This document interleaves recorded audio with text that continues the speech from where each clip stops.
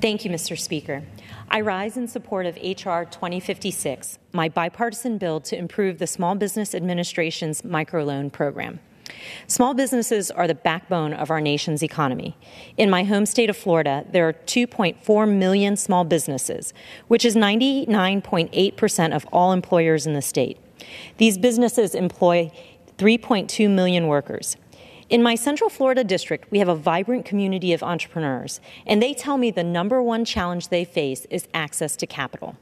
As someone who counseled entrepreneurs and businesses in the private sector before I came to Congress, I know how difficult it can be to obtain the capital you need to start and grow a small business.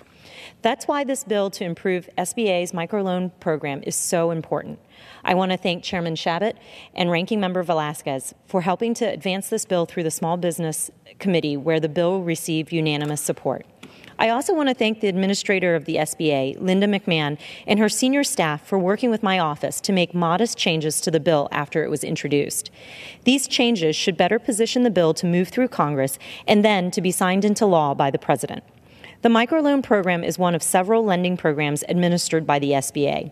Its goal is to help small dollar borrowers who want to start or grow their business. Under this program, SBA makes loans to nonprofit organizations known as intermediaries. These intermediaries, in turn, make short-term loans up to $50,000 to small businesses and nonprofit child care centers. Recipients of microloans use these funds to finance their operations and to acquire supplies and equipment. The microloan program seeks, in particular, to assist small business owners with little or no credit history, women and minority business owners, and aspiring and existing entrepreneurs who may not qualify for traditional bank loans or even for the larger loan guarantee programs that the SBA administers. In fiscal year 2016, intermediaries provided over $60 million in loans to small firms around the country, creating or retaining nearly 18,000 jobs in the process. While the loans may not be large, they can mean the difference between a small business starting up and succeeding or struggling and shuttering. Despite the relative success of the microloan program, it must be modernized. My bill would improve the program in 2 respects. First, the bill would increase the total amount an intermediary can borrow from the SBA from $5 million to $6 million. This will allow intermediaries to make more small dollar loans to more small businesses and entrepreneurs.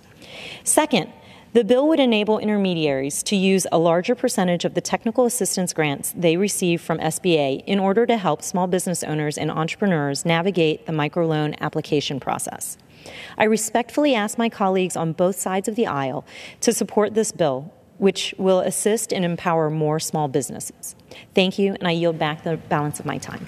The gentlewoman yields. The gentlewoman from California reserves. The gentleman from Ohio is recognized. Mr. Speaker, we have no further speakers and we'll reserve our time. The gentleman reserves. The gentlewoman from California is recognized.